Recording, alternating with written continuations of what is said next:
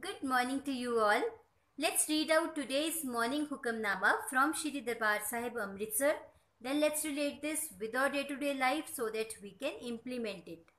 सतनाम श्री वाहिगुरु साहिब जी श्लोक संत उदरण दयालंग आसरंग गोपाल कीर्तन है निर्मलंग संत संगेण ओट नानक परमेश्वर है चंदन चंद न सरद रुत मूल न मिटई काम शीतल थी वे नानका जपंदड़ो हर नाम विच मीन्स जो संत जन गोपाल प्रभु दे कीर्तन नू अपने जीवन दा सहारा बना लेंदे हन दयाल प्रभु उन्हां संतां नू माया दी तपश तो बचा लैंदा है उन्हां संतां दी संगत कीतियां पवित्र हो जाईदा है।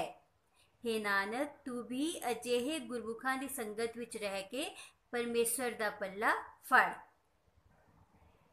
भावें चंदन दा लेप कीता होवे चाहे चंद्रमा दी चांदनी होवे ते भावें ठंडी रुत होवे इन्हां दे राही मन दी तपश उक्का नहीं मिट सकदी।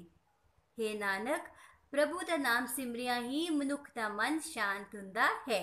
Now let's relate this with our day-to-day life so that we can implement it today. कई बार आप कहते हो ना कि मैं उस इंसान से मिला और मुझे उससे बहुत अच्छी वाइब्रेशंस आई, मैं बहुत इंस्पायर हुआ। वो इसलिए होता है because may be that person is very high on integrity और self discipline. Even when we think of someone, we are mentally connected at that moment. Their state of mind influences our emotional state. Similarly, when we connect to the Almighty, think of Him, meditate, and energy exchange begins. Our mind gets connected to His state of being. And what is His state of being?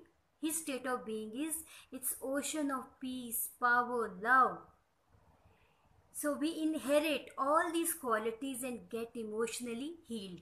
Mayadi tapash. What is Mayadi tapash? Mayadi tapash is all the emotional blockages. So when we seek His blessings, we heal our emotional blockages.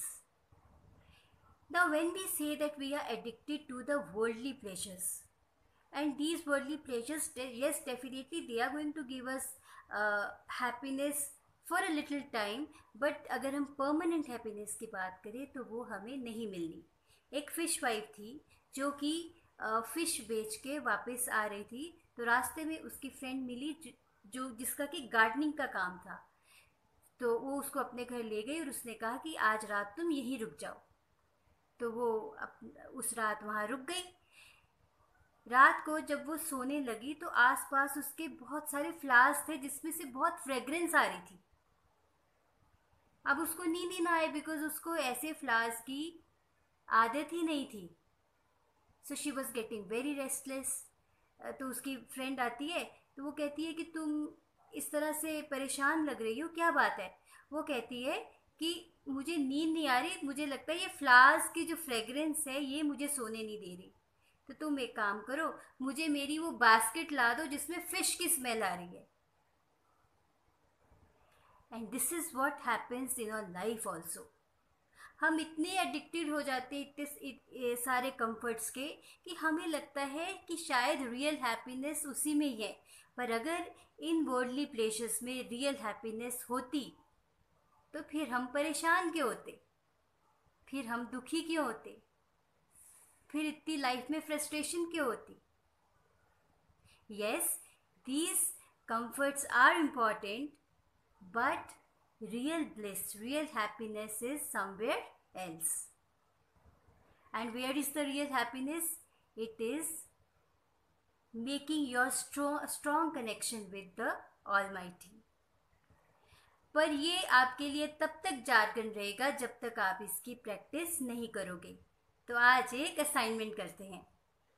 आप पूरा दिन घर में जो comforts हैं उनको enjoy कीजिए, but at the same time get connected with almighty.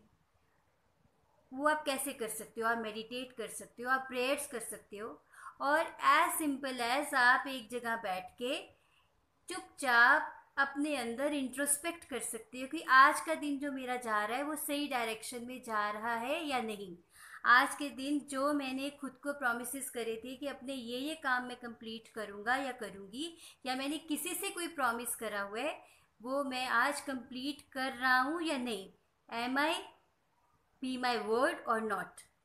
सो आज इसकी प्रैक्टिस कीजिए। Let me know how you felt. Take care.